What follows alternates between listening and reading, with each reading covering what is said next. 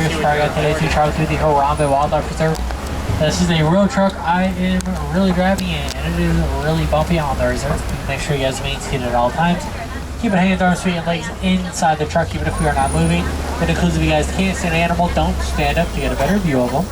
I do want to remind you guys as well, we are going to head to these animals' homes. So please be cautious and courteous so that please don't yell at them, shout at them, make any noises, try and get their attention. The quieter you guys are, the closer they are going to get to the truck. Those little ones are more than welcome to lap sit. Make sure they remain seated on your laps at all times, and you are not picking them up above your heads to get a better view, or playing hot potato with them, passing them back and forth from family member to family member.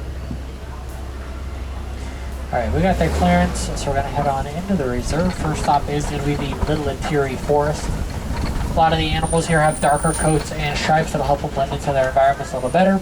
They'll also be a little more shy and reclusive. Alright, there are these caramel colored antelopes here to the left. These are bongos. Both male and female bongos have those horns. Those horns are slanted backwards, helps them move silently through the forest without alerting anything around them. Such quiet animals have the nickname the ghost of the forest. Here to the right, there is a striped animal behind that bush. Kind of looks like a zebra that is not a zebra, that is an okapi. Okapis are not related to zebras either. They're actually the only living relatives of giraffes. Both male okapis and giraffes both have ossicones on top of their head. Think of an okapi as a travel-sized giraffe.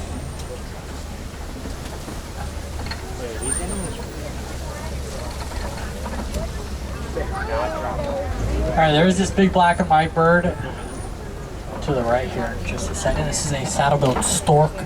They get pretty big wingspans. They're shimmering for about 7 to 9 feet across. For reference, that canopy of riverhead is about 9 feet. They'll also stand anywhere from about 3 to 5 feet tall.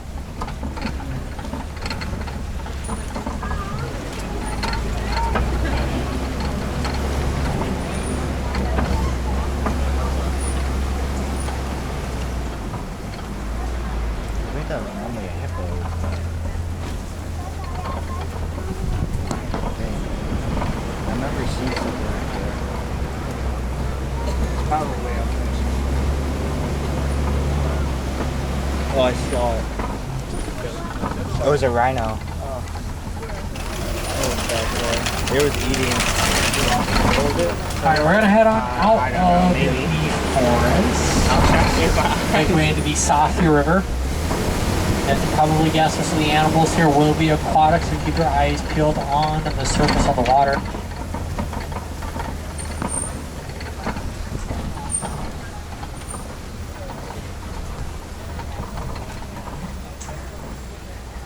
Alright, there are these gray birds here to the right. These are pink-backed pelicans. They get the name from a pink patch that appears on their back during mating season. They are colonial nesters as well, so they will nest in groups of 50 to 1,000. There is a hippo to the right. Everyone sit down. Thank you. There is a hippo to the right. If you can't see the hippos to the right, we should hopefully see some to the left in a second. Hippos will spend the large majority of their day in the water sleeping. Pretty nocturnal animals. They'll sleep during the day. Doesn't wait till it cools off, then they come out, be a little more active, look for food, move around.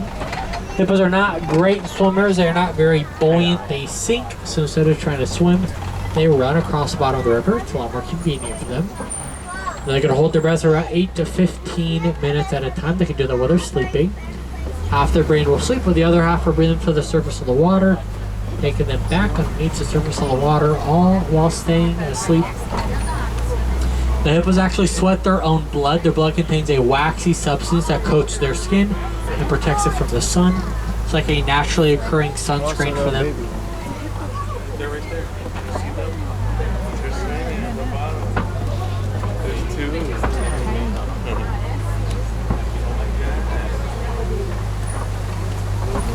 There's a human.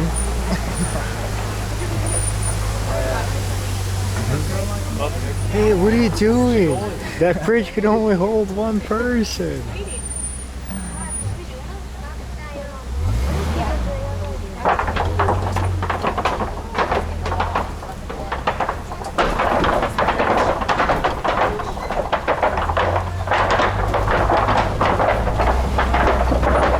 I think it's been more than 15 seconds.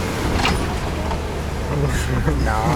It's been way more. It's been way more. He's gonna get fired. It's been way more. I'm gonna tell the big Shit, cheese. how would they know 15 seconds? They don't know that rule. Alright, vegetation is changing. That is a good sign. We're heading towards my favorite part of the reserve, which is the Savannah. Savannah is home to some of the more well-known animals like zebras, giraffes, and wildebeest. But before that, here to the right, you're going to see this funny-looking tree. This is a baobab tree, sometimes referred to as an upside-down tree or the tree of life. They are leafless for about 9 months out of the year, but they're very, very important to the ecosystem. Animals find very creative ways to get water out of them. They eat the leaves off them, but they do have them. They eat the bark off them. They'll poke holes in the trunk to get any water that might be trapped on the inside. Baobab trees are like nature's water tower. They're going to be hollow. Depending on the size of the tree and the time of the year, they'll store a couple thousand gallons of water inside that trunk. As we head on into the savannah, any animals you guys see out in the distance, we're going to slowly make our way over to them. Savannah is the largest portion of the reserve, so a lot of the animals out here are pretty spread out from one another. You also notice a lack of vegetation and a lot of camouflage shows that animals be built more for speed and agility, or live in large groups and herds for survival.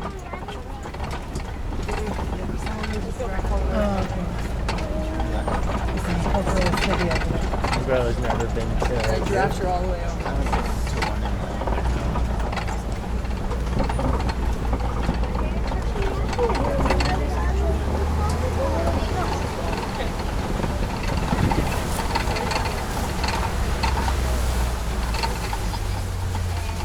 Alright, here to the left, laying down at the base of that bush between the tree and the bamboo, there are 2 painted dogs laying there.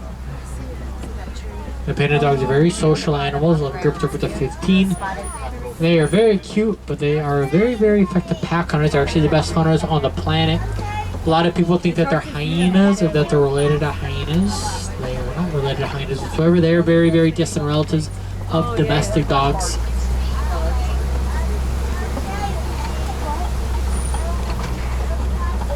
Alright, there are these gray birds here to the, I'm sorry, not gray birds, brown antelopes on the left. These are sable antelopes. Very, very territorial animals. One of the only antelopes that rather stand their ground and fight rather than run. They get that sable name from their sable color coats. Sable is a reddish brown color. Males will be a little more red, females will be a little more brown, so those are all girls back there.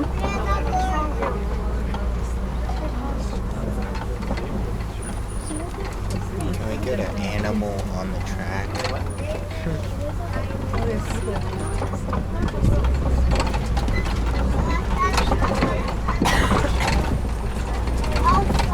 Bro's acting like you've never been to the zoo.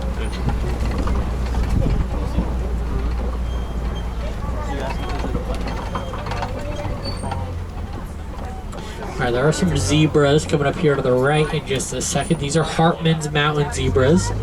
Now, zebras obviously stand out with those black and white stripes.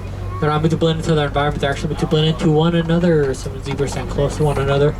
Those stripes are going to blend together, making it hard for predators to pick out a singular animal out of a herd. So a bunch of individual zebras turn into one big massive zebra. Because of that, a group of zebras are called a dazzle. The brownish antelopes there are wildebeest. So wildebeest are the second most densely populated mammal on the planet, second to only us humans. The living group is over the 1.5 million animals migrating from 500 to 1,000 miles every single year. Smaller tan animals are springboks. They get the name from how they're spring stripe in the air about 6 feet, so spring 13 feet forwards. And they reach speeds of 50 to 55 miles an hour, making them the 3rd fastest land animal on the planet. While jumping, there's this big tan animal here to the left. This is an eland. I love the elands. They are some of my favorite animals we have here in the reserve. This is our male eland. We have a female around here somewhere. They're actually brother and sister. Elands are the largest antelopes on the planet. Male elands reach about 4,000 pounds fully grown, which is about the same as a giraffe. And then speaking of the giraffes, there is a bunch of them here in just a second we're going to see. These are Maasai giraffes here on the reserve. As we get closer to them, we see those ossicones on top of their head. Those are those pointy black things. Ossicones look like horns. They are not horns. They're actually cartilage covered in skin and fur. Giraffes also have a prehensile tongue. Wait, what is that? Their tongue acts like a big finger for them, helping them grab food off branch a little easier. Tongue restriction from about 16 to 20 inches Oh long. my gosh, the giraffe up there is just Giraffes standing spend there. about It's not 20 moving. hours of their day eating, and they're only going to sleep about 30 minutes every single day. They sleep standing up with their eyes open in about 5-minute spurts. They are, of course, the tallest land animals on the planet. Fully grown, they're from about 16 to 20 feet tall. When they're born, they're about 6 feet tall. Giraffes do give birth standing up, so the first thing baby experiences is gravity. They fall about 6 feet. Helps jumpstart them. They're up and running around after about an hour. The Maasai giraffes are one of the smaller giraffe species. They only reach about 18 feet tall, fully grown. All of the giraffes out here, or most of the giraffes out here, I should say, are females. They are only about 15 to 16 feet tall. We have one male out here. He's about 17 feet tall. He is significantly taller than the girls. He'll probably only grow another foot or so. I will point him out if I see him. Yeah.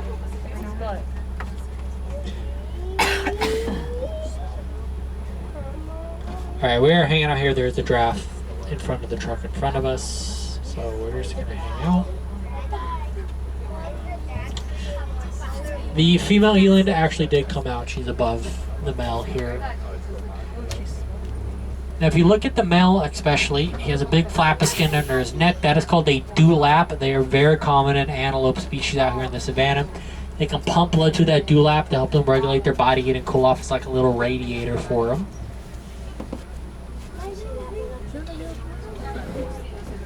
Oh yeah. Now, if he starts walking, you'll be able to hear it. But eland's joints make a clicking sound. Scientists don't really know why they do that. It's not just our elands, it's all the elands in general. They make a clicking sound when they walk. Their leading theory is that it alerts other animals to if there's a predator around. So if they hear that clicking sound, pick up and pace, that means they're running. They're probably running for a reason. So they should start running as well.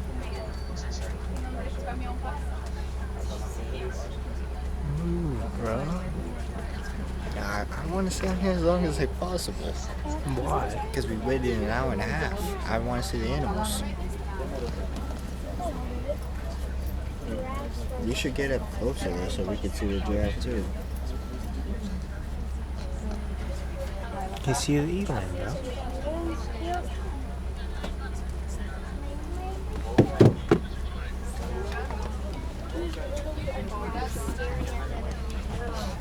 They're having a stare off.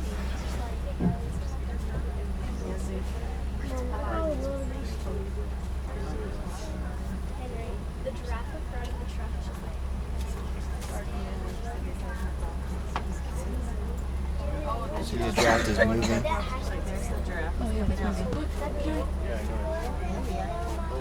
and there's a baby over there.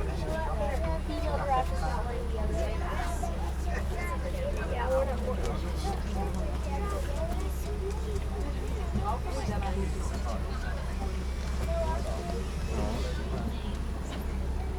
Oh, it's coming towards us.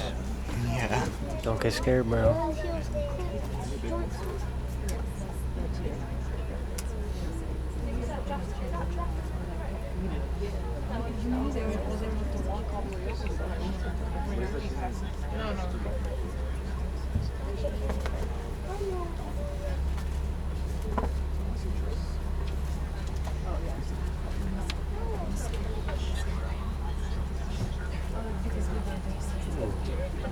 I know, me too. I was like, yeah.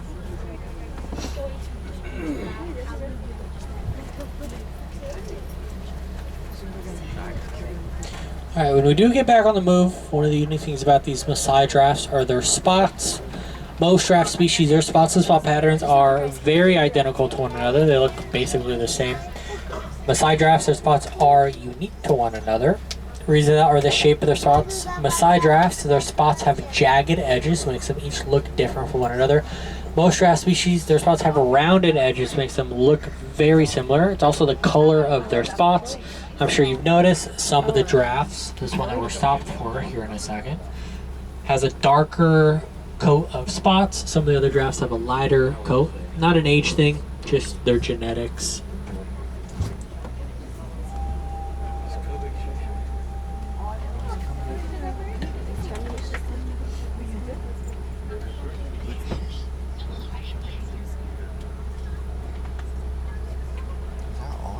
animals do is just eat. Hmm? All the animals do just eat, bro.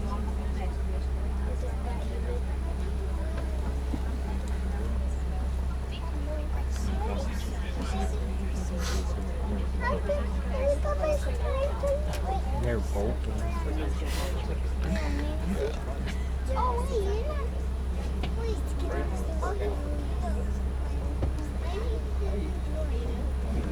Alright, does looks like that draft is out of the way.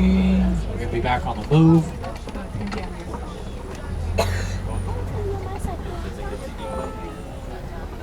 Oh, I see they put food in the had to bring your truck out. Oh, so it'd be good to move. The big ones. I think there's another one. And the road down.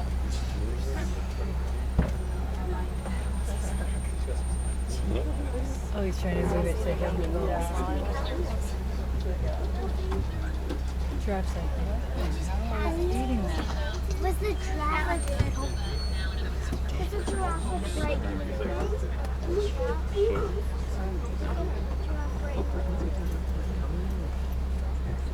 Was this the real? Well, I do want to thank you guys for your patience. Obviously, these are these animals' homes. They are allowed to do whatever they want. What they want to do sometimes is stand on the road, the giraffes especially, so we just have to patiently wait them out. We might be back on the move. Alright, you're going to see the baby here in a second. She is about 4 months old, a little more than 4 months old. Like I said, they're about 6 feet tall when they're born. They grow really quickly the first year of their lives. They basically double in size. She'll be about 12 feet tall by her first birthday, and then they slow down. This is her half-brother, actually, who just ran down the hill. He is about a year plus, year and a couple months old. So good size comparison between a 4-month-old and basically a 1-year-old. Yo, that's crazy. You could have probably been petting it. I probably could have touched it. I thought he was gonna hit his head. So many giraffes. So many jackals.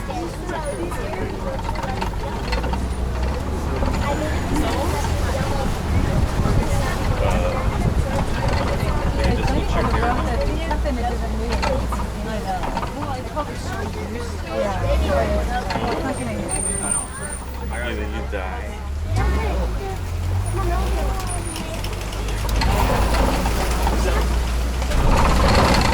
Alright, there is an elephant here to the right. Kind of see those big old ears. They're shaped like the continent of Africa. They're going to flap those ears like a big set of fans to help them cool off.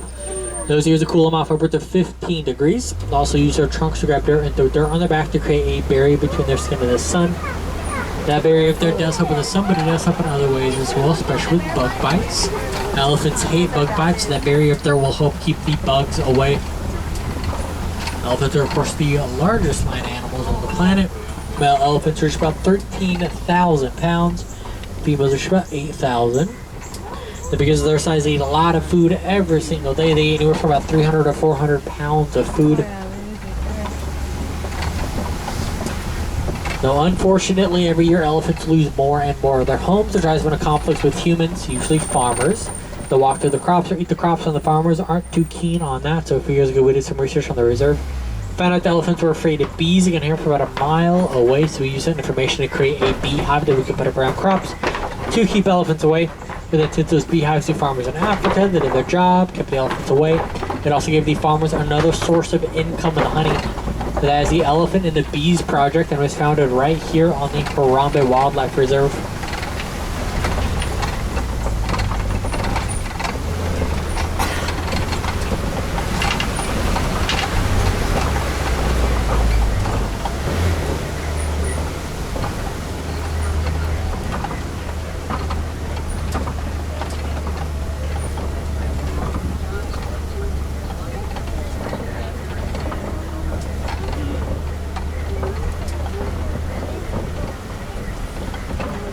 Here in just a second, we're going to see another group of elephants. To the left, this is a family group. Elephants are a matriarchal society. That means a female elephant will be in charge of any herd. Because of that, as males age, become too aggressive, so right there for the rest of the herd, meeting with other males, creating a bachelor's group. The elephants do have that famous trunk. They can talk to one another or vocalize using it. That behavior is called trumpeting. They have another way that they talk to them, make a rumbling sound through the ground that we cannot hear, but other elephants can hear from a couple miles away. Trunk is also incredibly strong. They have about 40,000 muscle strands in that trunk. In comparison, we have about 10,000 in our entire body. I can kill one of those. Bare hand. Hell no. Alright, you can see the baby here. She's not really a baby, she's a toddler. She will be 3 in December. Elephants grow and mature a lot like humans do. It takes about 16 to 18 years to fully grow. So she'll be pretty small for a pretty long time. She really isn't that small. She weighs about 2,000 pounds and she's about 5.5 to 6 feet tall. Alright, there are some flamingos here to the left. These are greater flamingos. As their name tells, they're one of the largest flamingo species on the planet. Because of their larger size, they're going to be a little less pink. The larger the flamingo, the less pink they are. They get that famous pink color from the food they eat, which is brine shrimp. Brine shrimp carries a mineral called beta carotene. I think the flamingos about a year or two to develop that pink color after they hatch.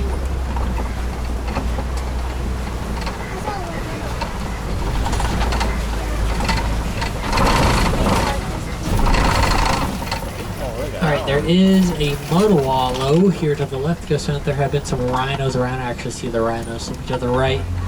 Just a second. Rhinos have very sensitive skin, so they're going to roll around in this mud to help them cool off.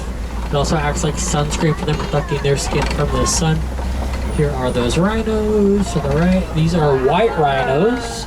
White rhinos are the larger of the two species of rhinos that will be found in Africa. They weigh for about 4,000 to 5,000 pounds. Dang. Both rhino species are very, very solitary animals. White rhinos are the only social rhino species on the planet.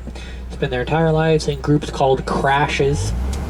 They also have very poor eyesight. They can only see a couple of feet out in front of them.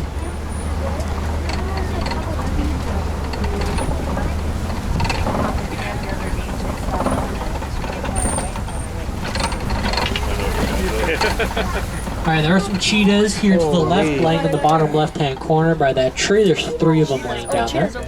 The cheetahs are very cool, very unique big cats. Their claws cannot fully retract into their paws. They stick out a little bit, acting like cleats. You can use those cleats because they are the fastest land animals on the planet. They're going to go 0 to 60 in less than 5 seconds. They have a nice long tail that acts like a big counterbalance for them, helps them quickly change direction when they're running.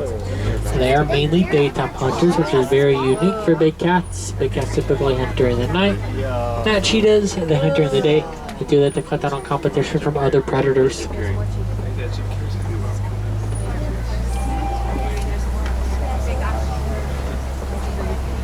There's more right there.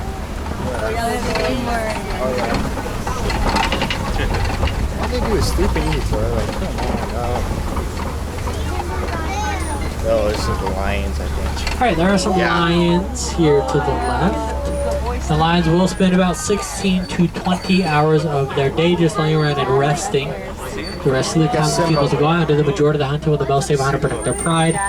Lions prefer to do the majority of their hunting at night. Very good nighttime hunters. They have fantastic eyesight in the dark. It's almost 6 times better than ours is. During the daytime, their eyesight is practically the same as ours. Now we do have 3 lions here on the reserve, 2 lionesses and a male lion. They're all relatively young. They're all about 3. Typically takes lions about 5 to 6 years to fully grow, so they do have a little more growing to do.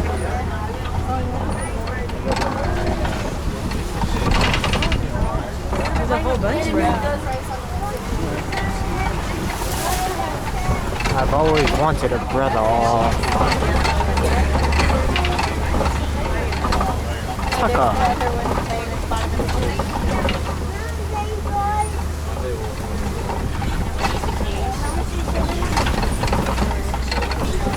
Alright, there are some warthogs here to the left. The warthogs are closely related to domestic pigs. They're also highly intelligent like them. Largest burrowing mammals on the planet. They will burrow those holes and then back into them, sticking their tusks out for better protection. Razorback.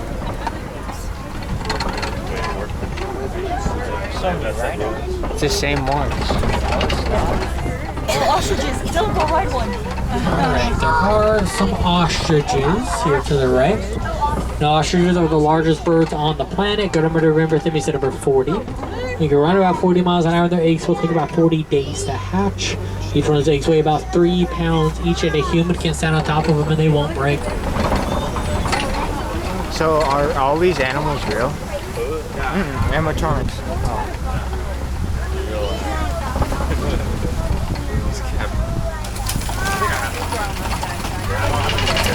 Alright, we're heading on out of the Savannah. We're going to go to Magadi Glen, is where Warden's Outpost is. Wardens take care of all the animals that are on the reserve, including these some guys left. These are going to be Nigerian dwarf goats.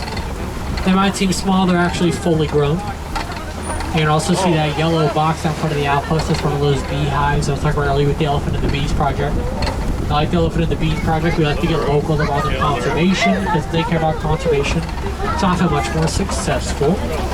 Another similar program for that that I am personally very passionate about is the Livestock Gardo program, which is part of the Cheetah Conservation Fund. That cheetah is very timid animals, it's not very strong, so they have a harder time taking out bigger prey items. But farmers in Africa, mainly in Namibia, they were losing their cattle to predators. It was those cheetahs hunting their cattle for easy prey, so the Cheetah Conservation Fund. They come up with this idea to sponsor and partner with dog breeders that bred Anatolian Shepherds. They would then send those dogs to the farmers. These farmers would raise the dogs, had to train the dogs, had to take care of the dogs. And those dogs would help keep the cattle safe and keep the cheetahs away. So it's a win-win for everybody involved. And most importantly, it'll keep that cheetah population growing. Now, I've given you just a handful of conservation funds or projects, but if you're passionate about a certain animal or a certain subject, do your research. There are countless conservation funds out there that you can get involved with. Now double check your surroundings, make sure you guys have all of your belongings. It is a long walk back here to Africa if you guys do forget anything. If you guys do forget anything, all lost items will eventually make their way up to guest relations at the very front of the park. So check in with them, they will hopefully have that item for you guys.